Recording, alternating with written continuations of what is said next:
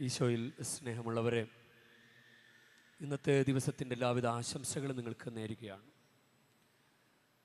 മർക്കോസിൻ്റെ സുവിശേഷം 10-ാം അധ്യായം 14-ാം വാക്യം, ശിശുക്കളെ എൻ്റെ അടുത്ത് വരുവാൻ അനുവദിക്കുവിൻ, അവരെ തടയരുത്, എന്തെന്നാൽ ദൈവരാജ്യം അവരെ പോലുള്ളവരുടേതാണ്.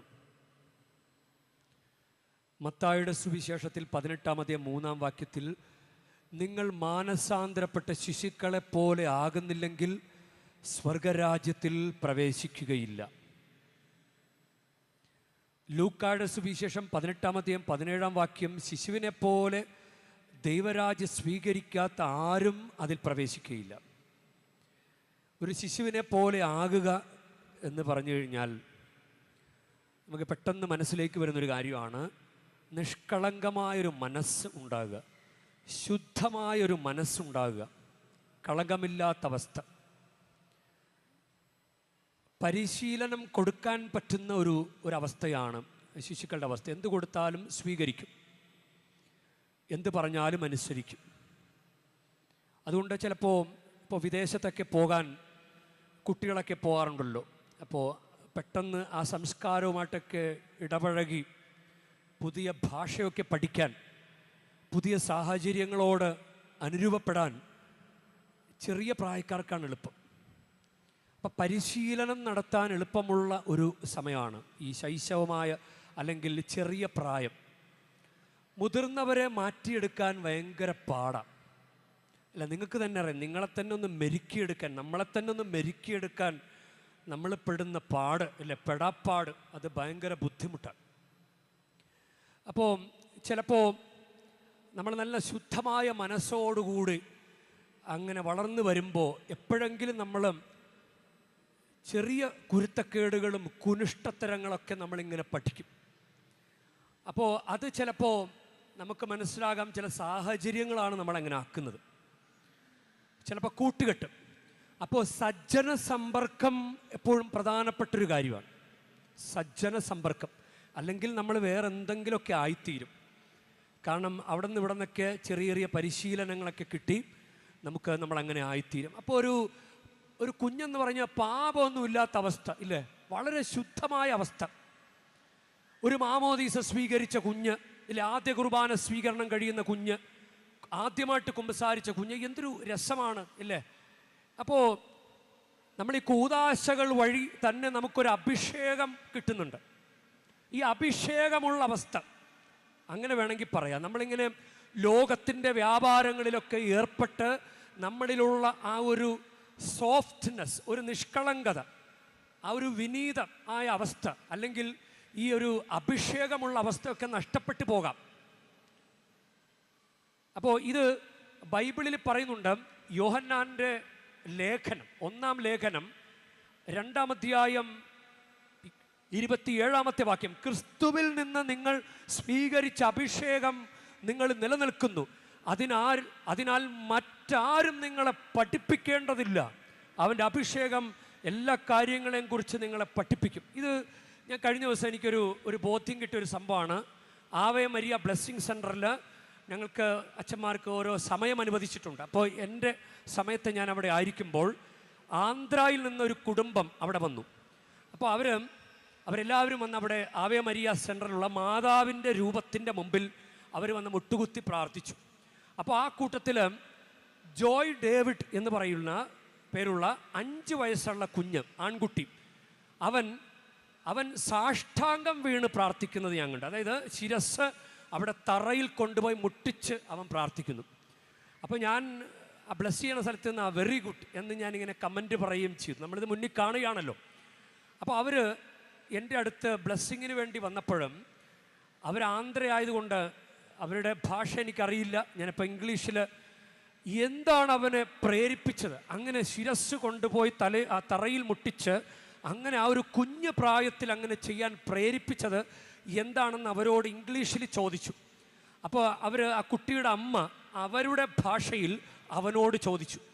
അപ്പോൾ അവൻ ഒരൊറ്റ മറുപടി, ഒന്നും ആലോചിക്കാതെ അവൻ പറഞ്ഞ മറുപടി, ഗോഡ്, ദൈവം. ആരാണ് എന്നെ പ്രേരിപ്പിച്ചത്, അങ്ങനെ ആരാണ് പറഞ്ഞത്, അങ്ങനെ ദൈവമാണ് എന്നെ പ്രേരിപ്പിച്ചത്. അതാണ് കുഞ്ഞുങ്ങളുടെ ഉള്ളിലുള്ള ഈ ഒരു അഭിഷേകം ഉണ്ടല്ലോ, നമ്മൾ അങ്ങനെയൊക്കെ പറയുന്ന ഒരു കാലഘട്ടമുണ്ട്. അതൊക്കെ പോയി, അഭിഷേകമൊക്കെ മൂടിക്കളഞ്ഞു. മാമോദീസ വഴി കിട്ടിയതും കുമ്പസാരം വഴി കിട്ടിയതും കുർബാന സ്വീകരണം വഴി കിട്ടിയതും ഒക്കെ അഭിഷേകമൊക്കെ ലോകത്തിൻ്റെ പല കാര്യങ്ങളും ചേർന്ന് നമ്മുടെ കോൾ ലിസ്റ്റൊക്കെ എടുത്ത് നോക്കിയാൽ അധികം ആരും വിളിക്കാത്ത കോളുകളൊക്കെ താഴെയായിപ്പോവും. നീ എന്താ വിളിക്കാത്തത്, ഞാൻ ഓർത്തില്ല. എന്നാൽ എപ്പോഴെപ്പോഴും കോണ്ടാക്റ്റുള്ള ആളുകളൊക്കെ എപ്പോഴും മുന്നിൽ കിടക്കും. അപ്പോൾ ലോകത്തിൻ്റെ കാര്യങ്ങളൊക്കെ ഇങ്ങനെ മുന്നിൽ കിടന്ന് അഭിഷേകം ഇങ്ങനെ താഴെയായിപ്പോയി. അങ്ങനെ ഒരു അവസ്ഥ നമുക്ക് വരാൻ സാധ്യതയുണ്ട്. അപ്പോൾ അതുകൊണ്ട് ശിശുക്കളെപ്പോലെ ആകണമെന്ന് ഈശോ നമ്മളോട് പറയുമ്പോൾ പൗലോസ് അപ്പോസ്തലൻ നമ്മളോട് പറയുകയാണ്, ശിശുക്കളാകരുത് എന്നാണ് പറയുന്നത്. അതൊന്ന് ശ്രദ്ധിച്ച് എഫേസ്യർക്ക് എഴുതിയ ലേഖനം 4-14 വാക്യം. നാം ഇനിമേൽ തെറ്റിൻ്റെ വഞ്ചനയിൽ പെടുത്താൻ മനുഷ്യർ കൗശലപൂർവ്വം നൽകുന്ന വക്രതയാർന്ന ഉപദേശങ്ങളുടെ കാറ്റിൽ ആടി ഉലയുകയും തൂത്തെറിയപ്പെടുകയും ചെയ്യുന്ന ശിശുക്കളാകരുത്. ഈശോ പറയുന്നത്, നിങ്ങൾ മാനസാന്തരപ്പെട്ട് ശിശുക്കളെപ്പോലെ ആകുന്നില്ലെങ്കിൽ സ്വർഗരാജ്യത്തിൽ പ്രവേശിക്കുകയില്ല. അപ്പം ഏതു തരം ശിശുക്കളാകരുത്? അങ്ങനെ പറുദീസയിലെ ആദവും ഹവ്വായും അവർ നല്ല ഒരു കളങ്കമില്ലാത്ത നിഷ്കളങ്കരായ മക്കളെപ്പോലെ കുഞ്ഞുങ്ങളെപ്പോലെ ആയിരുന്നു. ആ കുഞ്ഞുങ്ങളെ പറ്റിക്കാൻ എളുപ്പമാണ് ഇല്ലേ? നമ്മൾ ചില ആളുകൾ ഇപ്പോൾ ഇവിടെ നിന്ന് പോകരുത്, അല്ലെങ്കിൽ എന്താ ഇവിടെ നിൽക്കുന്നത്, ഇവിടെ നിൽക്കണമെന്നാണ് അമ്മ പറഞ്ഞിട്ടുള്ളത്, ഇല്ല കുഴപ്പമില്ല എൻ്റെ കൂടെ പോര് എന്ന് പറഞ്ഞ് ആരെങ്കിലും പറ്റിച്ചാൽ ആ കുഞ്ഞുങ്ങളെ പറ്റിക്കാൻ എളുപ്പമാണ്. ഇല്ല പോര്, ഞാനിതെങ്കിലും മേടിച്ചു തരാം എന്ന് പറയുന്നത് പോലെ ദൈവമായ കർത്താവ് സൃഷ്ടിച്ച എല്ലാ വന്യജീവികളിലും വെച്ച കൗശലമേറിയതായിരുന്നു സർപ്പം. അത് സ്ത്രീയോട് ചോദിച്ചു. ഉൽപ്പത്തി 3-1 വാക്യമാണ്, തോട്ടത്തിലെ ഒരു വൃക്ഷത്തിൻ്റെ ഫലം തിന്നരുതെന്ന് ദൈവം കൽപ്പിച്ചിട്ടുണ്ടോ? അതായത് ഇങ്ങനെ ചെയ്യരുത്, ഇവിടെ നിൽക്കണമെന്ന് പറഞ്ഞിട്ടുണ്ടോ? ഇപ്പോ ഫോൺ അധികം ഉപയോഗിക്കരുതെന്ന് അമ്മ പറഞ്ഞിട്ടുണ്ടോ? ഇല്ല ഉപയോഗിച്ചോളൂ, കുഴപ്പമില്ല. അങ്ങനെ വക്രതയിൽ പെട്ടുപോകുന്ന ശിശുക്കളാകരുത്. ഈ പൗലോസ് അപ്പോസ്തലൻ ഇത് പറയുന്നത്, പൗലോസ് അപ്പോസ്തലൻ ആളുകളെ നശിപ്പിക്കുന്ന ഒരാളായിരുന്നു, ക്രിസ്ത്യാനികളെ പീഡിപ്പിക്കുന്ന ഒരാളായിരുന്നു. അതുകൊണ്ടാണ് പൗലോസ് അപ്പോസ്തലൻ പറയുന്നത് അങ്ങനെ ഒരു ശിശു ആകരുത് എന്നും. നമുക്കിപ്പോൾ ഇവിടെ പഠിക്കാനായിട്ട് നല്ല പഠന പരീക്ഷയുടെ കാലഘട്ടമൊക്കെ അല്ലേ? അപ്പോൾ നല്ല കോൺസെൻട്രേറ്റഡ് ആയിട്ട് പോകണമെന്ന് നമുക്കറിയാം. ഒരു തെറ്റായ ബന്ധത്തിലും പോകരുത്. കാരണം കോൺസെൻട്രേഷൻ പോകും. 90 മാർക്ക് കിട്ടാനുള്ള കുട്ടി കോൺസെൻട്രേഷൻ പോയാൽ, ഒരു തെറ്റായ ബന്ധം വന്നാൽ, ഫോൺ ഉപയോഗം കൂടിയാൽ 50 മാർക്ക് കിട്ടുള്ളൂ, ബാക്കി 40 മാർക്ക് വെറുതെ പോകും. കാരണം ആ ഒരു ബന്ധം വഴി, ആ ഒരു തെറ്റായ കാര്യം വഴി പോകുന്ന. അപ്പോൾ അമ്മ പറയും, മക്കളെ നല്ല ശ്രദ്ധിച്ചൊക്കെ നടക്കണം. അപ്പോൾ ഈ പ്രായത്തിലുള്ള ഒരു +2 +1 പ്രായമുള്ള പെൺകുട്ടികളുടെ ഇടയിൽ പോലും ഉണ്ട്, ഒരു ലൈനടിയൊക്കെ ഇല്ലെങ്കിൽ എന്ത് ജീവിതം, ഒരു ലൈനടി ഞങ്ങൾക്കൊക്കെ ഉണ്ട് നിനക്കില്ലേ എന്ന് പറഞ്ഞ് ലൈനടി ഒപ്പിച്ചു കൊടുക്കും. അങ്ങനെ വീഴുന്ന ശിശുക്കളാകരുത്, അങ്ങനെ വീണു പോകുന്ന ശിശുക്കളാകരുത്. അതാണ്, ഡിസ്ട്രാക്ഷൻസ് ഒന്നും പാടില്ല. നമുക്ക് നല്ല കോൺസെൻട്രേറ്റഡ് ആയിട്ട് നമ്മുടെ അഭിഷേകം നശിപ്പിച്ച് കളയാത്ത വിധത്തിൽ ദൈവത്തിൻ്റെ മനസ്സുള്ള, നിഷ്കളങ്കമായ മനസ്സുള്ള കുഞ്ഞുങ്ങളെപ്പോലെ ആകാൻ നമുക്ക് ആ ഒരു വിളി നമുക്കുണ്ട്. അമ്മയുടെ മാറിൽ ചേർന്ന് കിടക്കുന്ന ഈശോയെ പോലെയാകാൻ, ഒരു കളങ്കമില്ലാത്ത അമ്മയുടെ ആ ഉടുപ്പിൻ്റെ ഉള്ളിൽ ഇങ്ങനെ പൊതിഞ്ഞു പിടിച്ചിരിക്കുന്ന ഒരു കുഞ്ഞിനെ പോലെ ആകാൻ, അത് അമ്മയും പറയുന്നുണ്ട്. നമുക്കങ്ങനെയാകാം. ഒരു പാട്ട് നമുക്കെപ്പോഴും പരിചയമുള്ള പാട്ടാണ്, നിങ്ങൾക്ക് വേണമെങ്കിൽ ചേർന്ന് പാടാം.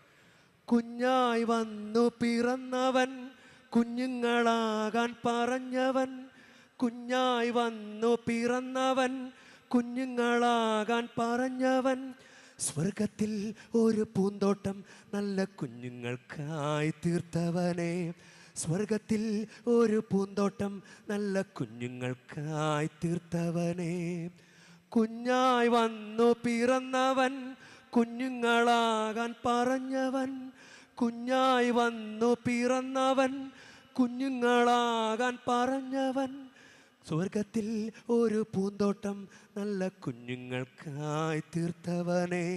സ്വർഗത്തിൽ ഒരു പൂന്തോട്ടം നല്ല കുഞ്ഞുങ്ങൾക്കായി തീർത്തവനെ.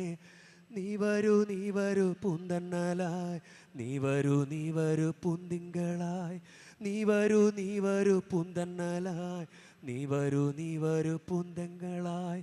കുഞ്ഞു മനസ്സിൻ നൊമ്പരങ്ങൾ ഒപ്പിയെടുക്കാൻ വന്നവന ഈശോയേ, ഈശോയേ, ആശ്വാസം നീയല്ലോ. പരിശുദ്ധ അമ്മ ഒത്തിരി സഹായിക്കട്ടെ. നിങ്ങൾക്ക് ഈ തീർത്ഥാടനം അഭിഷേകമാകട്ടെ. ഈ അഭിഷേകമൊന്നും നഷ്ടപ്പെടുത്താത്ത ഈശോയുടെ കുഞ്ഞുങ്ങളാകാൻ ദൈവം നിങ്ങളെ അനുഗ്രഹിക്കട്ടെ. ആമേൻ.